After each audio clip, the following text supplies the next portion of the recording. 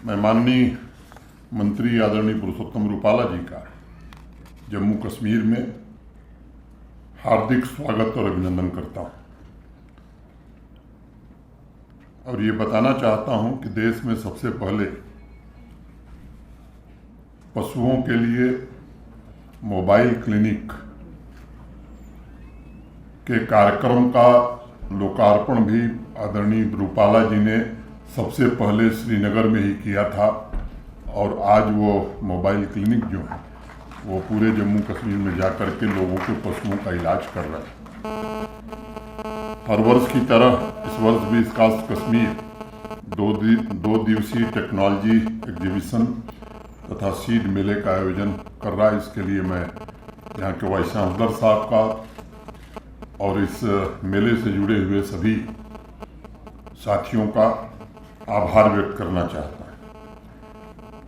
अगर मैं जम्मू कश्मीर की दृष्टिकोण से जब देखता हूँ तो ये मेला अत्यंत महत्वपूर्ण है, क्योंकि इस बात की सूचना देता है कि 4 महीने का विंटर और बर्फबारी का मौसम अब समाप्त होने के कगार पर है और शीघ्र ही किसान भाई पुनः खेत की ओर तेजी से लौटें और समृद्धि की फसल की बुआई शुरू करें। पिछले कुछ वर्षों से यह आयोजन एग्रीकल्चर सेक्टर में नॉलेज के आदान प्रदान, प्रौद्योगिकी के प्रसार और मार्केट लिंकेज के रूप में एक प्लेटफॉर्म के रूप में विकसित हुआ है। यह किसान भाइयों को एग्रीकल्चर हाइलाइट सेक्टर की सदियों पुरानी परंपराओं को संरक्षित करते हुए मॉडर्न टेक्नोलॉजी और प्रैक्टिसेस को अपनाने के लिए एम्पावर भी करता है। अभी कुछ देर बाद माननीय मंत्री जी कृषि radio, Shalimar automatic silage plant Ganderbal का उद्घाटन भी करेंगे। क्लाउड एक्वा पार्क की संगे बुनियाद भी रखेंगे। इसके लिए मैं विशेष रूप से माननीय मंत्री जी का आभार व्यक्त करना चाहता हूँ। इस अवसर पर सभी किसान भाइयों, agri technologist, agri startups, plant material और सीड से जुड़े सभी साथियों को भी बधाई देता हूँ और शुभकामनाएं देता हूँ। विशेष रूप से जो हमारे गुजर बकरवाल पहाड़ी भाई आए हैं, उनका भी मैं विशेष रूप से आज इस कार्यक्रम में स्वागत करता हूँ। कुछ साथियों ने अपनी बात कही है, मंच नहीं कि सबकी बात का मैं उत्तर दूं, लेकिन कुछ संकेत में कुछ बातें मैं कहूंगा। अगर आप देखें तो भारत में चारागाह की जमीन संरक्षित रखने की एक व्यवस्था थी। उस व्यवस्था में कहीं न कहीं व्यवधान पैदा हुआ।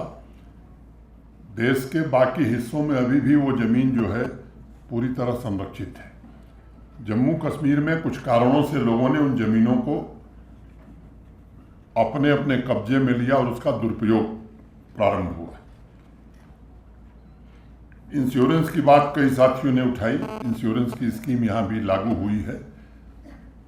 प्रशासन कोशिश कर रहा है कि लाइव स्टॉक का भी इंश्योरेंस पूरी तरह से हो। यहाँ 2 ही जिले में पहले कृषि के लिए भी 2 ही जिले थे जहाँ इंश्योरेंस की स्कीम लागू थी। अब ये सभी 20 जिलों में लागू कर दी गई है। इस पर भी प्रगति हुई है, लेकिन संतोषजनक प्रगति नहीं है। एग्रीकल्चर प्रोडक्शन डिपार्टमेंट इस पर गौर कर रहा है और मैं उम्मीद करता हूं कि आने वाले दिनों में इसमें भी हमें सफलता मिलेगी। किसान क्रेडिट कार्ड का सैचुरेशन फार्मर की दृष्टि से अभियान चला करके हमने किया है। हॉर्टिकल्चर और लाइव स्टॉक से जुड़े हुए लोगों को भी किसान क्रेडिट कार्ड मिले। ये आज से कुछ वर्ष पहले भारत में पहली बार माननीय प्रधानमंत्री जी ने शुरू कराया था। इस काम को भी डिपार्टमेंट ने हाथ में लिया है। आप सब जानते हैं कि पिछले 10 वर्षों में देश में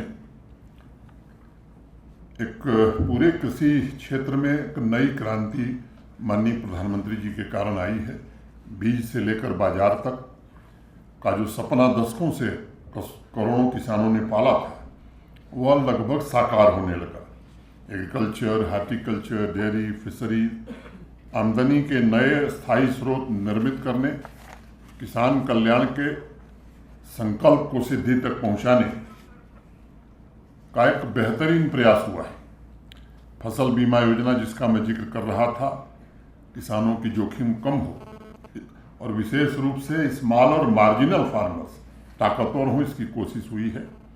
किसान सम्मान निधि के तहत 6,000 रुपये किसान भाइयों को 11 करोड़ से ज़्यादा किसानों के खाते में जा रहे हैं। पारंपरिक खेती से हट करके कैसे किसानों की आमदनी बढ़ सकती है, इस पर भी विशेष अभियान प्रारंभ किया गया है। और जब तुलनात्मक दृष्टि से हम देखते हैं तो 14 के पहले क्या स्थिति थी और आज क्या है, तो एग्रीकल्चर सेक्टर का बजट 6 गुना से ज़्यादा पिछले 10 वर्षों में बढ़ा है। एग्री इंफ्रास्ट्रक्चर फंड जो है, एग्री इंफ्रा फंड जो है, इससे यहाँ भी अनेक किसान उसका लाभ उठा रहे हैं और देश भर के अनेक किसानों ने इसका लाभ उठाया है। दलहन, तिलहन, मिलेट की खेती में भी देश में क्रांति आई है और क्रेडिट अधिक से अधिक फार्मिंग की ओर जाए, किसानों तक पहुँचे, इसका विशेष प्रयास हुआ है। इस कास्ट ने अपने कार्यक्रम का थीम जो रखा है, कोल्ड वाटर फिशरीज ए गेम चेंजर इन JNK। यहाँ की क्लाइमेटिक कंडीशन को ध्यान में रखते हुए कम इनपुट और अधिक आमदनी, क्लाइमेट चेंज के खतरों से सुरक्षा के साथ कोल्ड वाटर फिशरीज का उद्देश्य और इससे जुड़े सभी परिवारों की आमदनी में वृद्धि, मैं समझता हूँ कि ये उन्हें एम्पावर करेगा। वैसे आप सब जानते हैं कि जम्मू कश्मीर के परिप्रेक्ष्य में लाइव स्टॉक और फिशरीज का बहुत ही ज़्यादा महत्व है।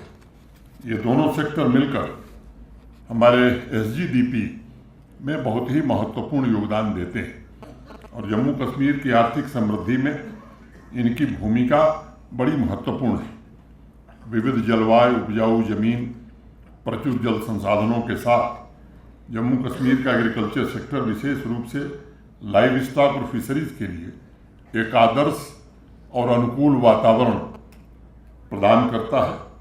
ट्राउट और कार्प जैसी प्रजातियां न केवल स्थानीय आबादी के लिए बल्कि मैं मानता हूं कि न्यूट्रिशनल सिक्योरिटी में भी योगदान देती हैं।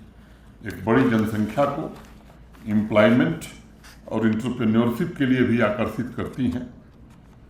मुझे लगता है कि सेक्टर से जुड़े ट्रेडिशनल लाइव स्टॉक कीपर्स या हमारे चरवाहे भाई जो हैं, जिन्होंने पीढ़ियों से हमारे पशुधन का पालन पोषण किया है, उन्हें नई व्यवस्था मिले, सुविधाएं मिले, संसाधन मिले, उनकी आमदनी और बेहतर हो, जैव विविधता के संरक्षण और पारिस्थितिक संतुलन बनाए रखने में कैसे एक योजनाबद्ध तरीके से काम हो सकता है, इस पर जम्मू कश्मीर प्रशासन ने और हमारी दोनों यूनिवर्सिटीज़ ने मिलकर के काम किया है। और मैं आपको बताना चाहता हूँ कि आज से 1.5 साल पहले एग्रीकल्चर और एलाइड सेक्टर पर गहन अध्ययन करके देश के जाने माने कृषि विशेषज्ञों के साथ हमारे दोनों वाइस चांसलर, दोनों एग्रीकल्चर यूनिवर्सिटी के अनेक फैकल्टी मेंबर्स, एग्रीकल्चर और लाइन डिपार्टमेंट के हमारे सभी अफसरों ने मिल करके काफ़ी मेहनत करके एक holistic agriculture development plan Jammu Kashmir के लिए बनाया, जिसमें एक लक्ष्य रखा गया है कि बजट के अलावा 5,013 करोड़ रुपए और एग्रीकल्चर और एलाइड सेक्टर पर जम्मू कश्मीर सरकार खर्च करेगी। 29 परियोजनाएं उसके लिए चिन्हित की गई हैं। मेरे पास समय नहीं कि मैं उसके विस्तार में जाऊं, लेकिन मैं ये कहना चाहता हूं कि बहुत ही सोच समझ करके ये परियोजना बनी और एग्रीकल्चर और एलाइड सेक्टर का जो योगदान है यहाँ की GSDP में, मैं मानता हूं कि इस परियोजना के समाप्त होने के बाद लगभग दुगना हो जाएगा। आज हम किसान की आमदनी के मामले में देश में 5वें स्थान पर हैं। ये पिछले 4 वर्षों में हमारी स्थिति सुधरी है, 11वें से 5वें स्थान पर हम आए हैं। निजी तौर पर मैं मानता हूं कि इसको अगर हमने ठीक से इम्प्लीमेंट किया तो पंजाब और हरियाणा के ऊपर हम जाएंगे, हम देश में नंबर 1 होंगे। मैं अपने सभी साथियों का धन्यवाद भी करना चाहता हूं जिन्होंने ट्रेनिंग का कार्यक्रम बहुत ही बेहतरीन ढंग से किया। एग्रीकल्चर और लाइन डिपार्टमेंट के सभी अफसरानों की ट्रेनिंग हुई उसके बाद किसान भाइयों की ट्रेनिंग हुई, दक्ष पोर्टल पर रजिस्ट्रेशन, और इसमें हमारी दोनों एग्रीकल्चर यूनिवर्सिटीज़ के वाइस चांसलर्स और फैकल्टी मेंबर्स, जितने कृषि विज्ञान केंद्र हैं, ये साथी भी इसमें पूरी तरह से, मैं कहूँ कि अपना कार्यक्रम मान करके इसको जमीन पर उतारने की कोशिश कर रहे हैं। अनेक जो मुख्य लक्ष्य है, लगभग जम्मू कश्मीर की 70% आबादी निर्भर है एग्रीकल्चर और एलाइड सेक्टर पर, 13 लाख 14 लाख फैमिली। इसमें 2.6 to 2,62,000 हमारे स्मॉल और मार्जिनल फार्मर हैं। इन 29 परियोजनाओं में इसका लक्ष्य हमने तय किया है कि इनके जीवन को कैसे हम बदल सकें। अगर जम्मू कश्मीर को ट्रांसफॉर्म करना है, कई लोग कई तरह की बात करते हैं, हाँ टूरिज्म का योगदान है, इंडस्ट्री का योगदान है, लेकिन मैं मानता हूं कि जम्मू कश्मीर को ट्रांसफॉर्म करने में एग्रीकल्चर और एलाइड सेक्टर का सबसे ज़्यादा योगदान हो सकता है, और इसलिए हम लोग इस पर पूरी मेहनत से, ईमानदारी से काम कर रहे हैं। अब एक छोटी घटना मैं बताना चाहता हूँ। पिछले साल आपने देखा होगा, सामान्य तौर पर यहाँ एक फसल ही वैली में होती थी। पिछले साल देश भर से लोग आते थे, तो टूरिस्ट स्पॉट पर तो जाते ही थे जहाँ सरसों की खेती हुई थी, मस्टर्ड की, वहाँ भी लोग सरसों का खेत देखने जाते थे। तो मैं मानता हूँ कि पिछले साल से यहाँ एक माने पीली क्रांति आ गई वैली में, और एक फसल की जगह सरसों के उत्पादन का कितना बड़ा लाभ हुआ है, मैं 1 मिनट में कह के बात खत्म करूंगा। हम सब जानते हैं कि हमारी जो फॉडर की जरूरत है, जम्मू कश्मीर में फॉडर की कमी है। मोटे तौर पर जरूरत की 40% फॉडर हमारे यहाँ होती है। अब कई लोग सोचते हैं कि साहब ये सरसों की खेती से लाभ क्या हो, सरसों का तेल हो जाएगा, एडिबल ऑयल हो जाएगा, लेकिन मैं मानता हूँ कि ये 29 जो परियोजनाएं बने, कितनी सोच समझ करके बने, केवल इसको मैं एक्सप्लेन करना चाहता हूँ। इस पीली क्रांति ने जम्मू कश्मीर की तकदीर और तस्वीर बदलने में बड़ा योगदान किया। एक तो एडिबल ऑयल, जो ऑयल डेफिसिट थी हमारी, वो कम हो रही है। दूसरा, आप सब जानते हैं कि सरसों से ऑयल भी निकलता है, और ऑयल केक, जिसे हिंदी में खली कहते हैं, वो भी निकलता है। तो फॉडर की डेफिसिट को कम करने में भी ये मस्टर्ड योगदान दे रही है। और तीसरा जो सबसे बड़ा लाभ हुआ, मधुमक्खियां 35 दिन पहले वैली में आ गई, तो जो शहद का काम करते हैं, बी कीपिंग का काम करते हैं, हनी का काम करते हैं, उनको भी बड़ा भारी लाभ हुआ है। तो इस तरह की अनेक परियोजनाएं बनाई गई हैं, और इसमें हमारे एग्रीकल्चरल साइंटिस्ट और खासतौर से इस यूनिवर्सिटी का बहुत बड़ा योगदान है। प्रोग्रेसिव फार्मर्स भी आज हमारे जम्मू कश्मीर में काफ़ी आगे बढ़ कर के काम कर रहे हैं। मेरी माटी मेरा देश का कार्यक्रम पूरे देश में हुआ। कर्तव्य पथ पर पहला पुरस्कार प्रधानमंत्री जी ने जम्मू कश्मीर को दिया। ऐसे 20 ई सर्विसेज, देश में सबसे ज़्यादा ई ऑनलाइन सर्विसेज देने वाली जगह वो जम्मू कश्मीर है, मध्य प्रदेश दूसरे नंबर पर है। ऐसे में 20 उदाहरण दे सकता हूँ।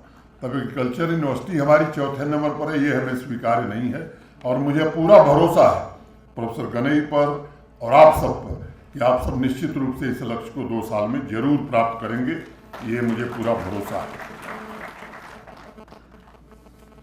अनेक क्षेत्रों में प्रगति हुई है। मैंने सीए स्टोर की क्षमता में 70-72 सालों में 1.35 लाख मीट्रिक टन हमारी क्षमता थी।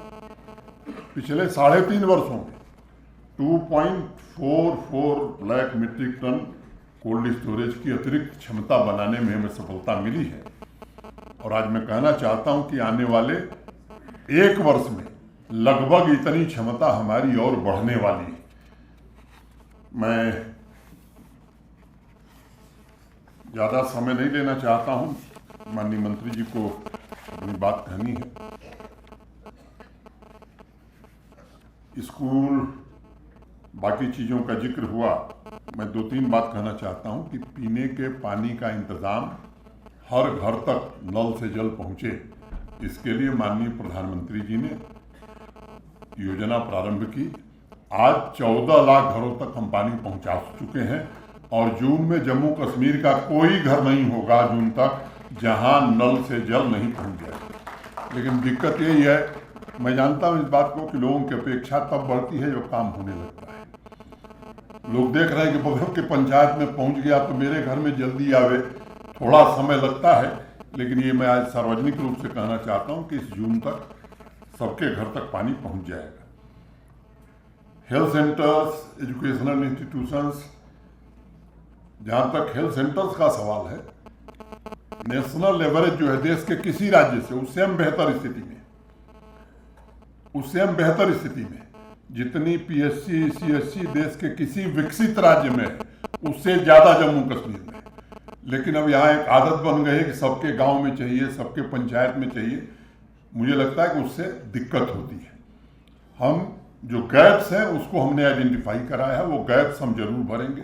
और अब तो टेक्नोलॉजी के कारण मुझे लगता है कि गांव में बैठे हुए भी आपको तुरंत इलाज मिल सकता है, ऐसी व्यवस्था यहाँ की गई है। हर आधे घंटे पर कोई ऐसा दूर से दूर गांव है तो भी आधे घंटे में एम्बुलेंस पहुंच सकती है। इसलिए ये अपेक्षा रखना कि हर पंचायत में पीएचसी बनेगी, यह नहीं हो सकता है। स्कूलों और कॉलेजों में भी कोई नीति यहाँ नहीं रही है। राजनीतिक आधारों पर मैं इस गांव का रहने वाला हूँ, मेरा मतदाता यहाँ है तो हमने यहाँ कॉलेज बना दिया।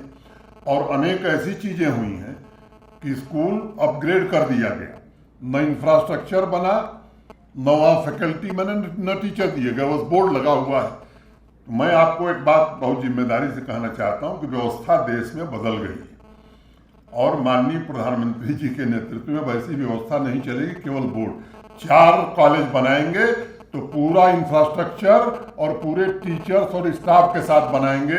ये फर्जी काम करना मैं समझता हूँ ये उचित नहीं है, आपके लिए भी नहीं है, लोगों के लिए भी नहीं। तो मैं कहना चाहता हूँ कि लेकिन कहीं दिक्कत हो, ये मुझे लगता है कि ऐसी स्थिति नहीं होगी। मैं मंत्री जी का फिर से स्वागत करता हूँ और यहाँ के वाइस चांसलर, यहाँ के फैकल्टी मेंबर्स को विशेष रूप से साधुवाद देता हूँ, जिन्होंने कश्मीर डिवीज़न के किसानों के हित में बहुत ही सराहनीय काम किया है। हमें और अधिक मेहनत से इन किसानों तक पहुँचना है। और एक बात और कहना चाहता हूँ, बड़ी संख्या में गुजर बकरवाल और पहाड़ी भाई बैठे हैं। ये कहते हुए कभी कभी मुझे अफसोस होता है, देश की संसद ने फॉरेस्ट राइट एक्ट देश के बाकी हिस्सों के शेड्यूल्ड ट्राइब कम्युनिटी को पहले दे दिया था, लेकिन यहाँ माननीय प्रधानमंत्री जी के कारण आज से 4 साल पहले, 3.5 साल पहले मेरे आने के बाद ये लागू हुआ है। और इस सभागार में मैं कहना चाहता हूँ कि कम्युनिटी राइट्स सब दे दिए गए, इंडिविजुअल राइट्स भी जिनके जेन्युइन हैं वो प्रदान किए जा चुके हैं, जिनके बचे हैं वो 2 महीने में पूरे कर दिए जाएंगे। और मैं कहना चाहता हूँ बड़ी जोर दे करके और जिम्मेदारी से कि पिछले 3.5 वर्षों में जो काम माननीय प्रधानमंत्री जी के कारण ट्राइबल समुदाय का यहाँ हुआ, अब पहले जाने में आपको 2 महीने 2.5 महीने लगते थे, अब सरकारी बस हम देते हैं आपको जाने के लिए, आपके पशुओं को भी सरकारी ट्रक से हम पहुँचाते हैं आपके घर तक। माइग्रेटरी रूट्स पर हमने अस्पताल और डॉक्टर का इंतजाम किया है, मोबाइल क्लिनिक का किया है, 200 स्मार्ट स्कूल हमने आपके लिए बनाए हैं कि ताकि आपके बच्चे पढ़ सकें। और केएस का कंपटीशन हो, सिविल सर्विसेज का हो, लॉ ऑफिसर्स का हो, आपके लिए स्पेशल स्किल डेवलपमेंट ट्रेनिंग, आपके रोजगार के लिए मिनी फार्म आप खोलना चाहते हैं तो भी हम मदद कर रहे हैं, मिनी डेयरी लगाना चाहते हैं तो भी प्रशासन आपकी मदद कर रहा है। और जो शिक्षक थे आपके टीचर 4,000 पाते थे और हर साल बदल दिए जाते, उनका वेतन भी 10,000 कर दिया गया। जो 6 महीने वेतन पाते थे वो भी अब 9 महीने का वेतन पाएंगे। तो मैं समझता हूं कि अगर मैं गिनाऊं तो 3 घंटे लगातार 1000 काम केवल ट्राइबल आबादी के लिए मैं गिना सकता हूं, जो पिछले 4 वर्षों में प्रधानमंत्री जी के कारण हुआ है। एक बड़ी आबादी थी पहाड़ी भाइयों की, लंबे समय से उनकी मांग थी कि हमें भी इसका लाभ मिलना चाहिए। और मुझे ये बताते हुए खुशी है कि जब देश की संसद ने प्रधानमंत्री जी के नेतृत्व में निर्णय लिया तो इस बात का विशेष ख्याल रखा कि जो आरक्षण गुजर और बकरवाल भाइयों को, गद्दी सिप्पी सीना भाइयों को मिल रहा है, उसको बिना छेड़े हुए आपको जो मिल रहा था उसमें कोई कमी नहीं की गई है। इसके अतिरिक्त पहाड़ी भाइयों को भी आरक्षण का लाभ दिया गया है। इसके लिए मैं आप सबकी ओर से माननीय प्रधानमंत्री जी को धन्यवाद देता हूं। फिर से एक बार आप सबके प्रति हृदय से कृतज्ञता ज्ञापित करते हुए अपनी बात खत्म करता हूं। धन्यवाद।